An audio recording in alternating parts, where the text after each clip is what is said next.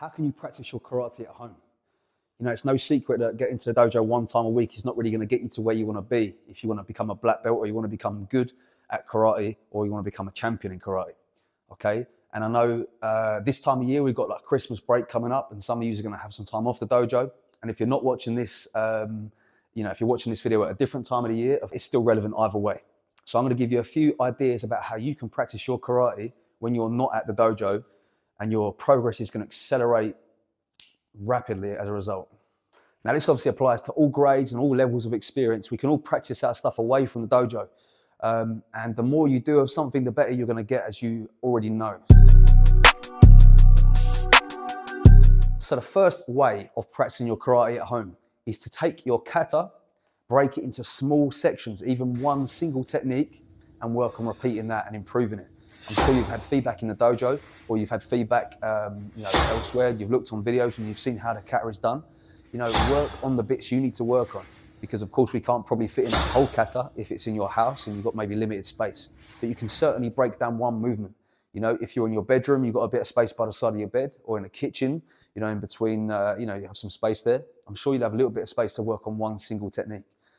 And improving kata anyway is about taking the elements out of it, or the single techniques out of it, and then polishing them up, putting them back into the kata again. Okay.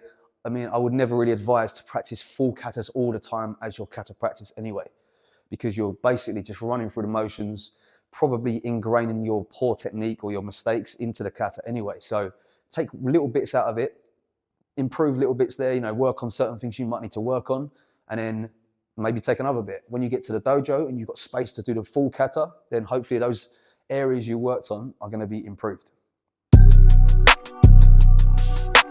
The second way you can improve your karate at home in a limited area and with limited equipment is to work on your kumite techniques. You take a certain drill, maybe a certain combination, and work on that combination over and over again, trying to refine it. Probably the best way to do this is in front of a mirror, so you can try to see your kind of telegraphs and this kind of thing, try and refine the technique by repetition. It's also quite a good cardio workout. If you're getting on the toes and that, time in minutes or 2 or 3 minute rounds and drilling combinations, maybe a few different combinations, you're going to be able to get those techniques faster, more efficient, and more natural when it comes to sparring. Don't forget to visualize what you're doing while you're doing it as well. So we're not just making shapes, we are actually, mentally visualizing what we're doing. So as you're working on your kumite techniques, you're working on thinking about how they're reacting to your movements and how you're reacting to them. So that's the second tip. Get a kumite drill, one technique or 2 or 3 techniques to put together in a combination, and work on those at home. The third tip is to practice your kion, or your fundamentals. Where you can work on, static kion, like you would do in a dojo. Rather than taking 3 or 4 steps forwards in your long front stances and stuff, you can work statically and drill kind of fundamental movements. Kion is about improving your connection with your body, improving body mechanics and the efficiency of your movement, okay, which then fits in with your kumite and your kata later on. So this is probably the best one, to be honest, to take away from the dojo and practice static kion. You can be working the exercises from your grading or whatever you need to do to improve your karate as a whole. Probably the most basic kind of thing you could do in terms of karate is just working that gyakuzuki, just connecting the hip with the body and the punch.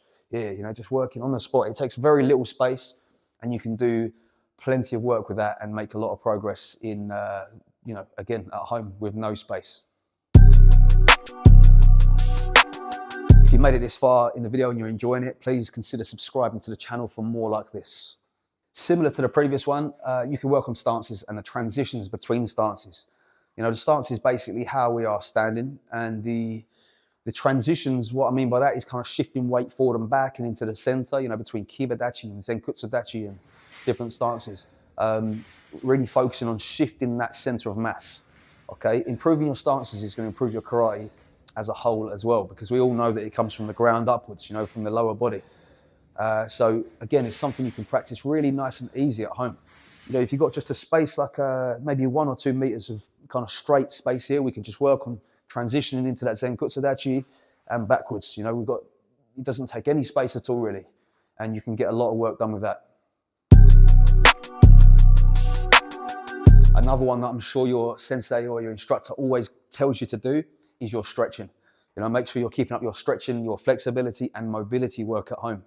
This takes, again, no space at all. You can do this while watching TV. You know, some of these things you can do while you're doing other things, actually. You know, I was talking about stances in the previous one. You can sit there and watch telly in your stances, you know, and just shift between different positions and that. So you're kind of getting things done without really having to make time for it as such. But yeah, stretching, a little bit of stretching, you know, 4 or 5 times a week is going to really improve your karate or your martial arts rapidly, because limited mobility is probably one of the biggest problems that I find in students that I teach. You know, how can someone do a maoshigeri or a side kick when the mobility is limiting them? Technique, of course, is one thing, but if you can't get your leg up in the air, then we've got to address that first.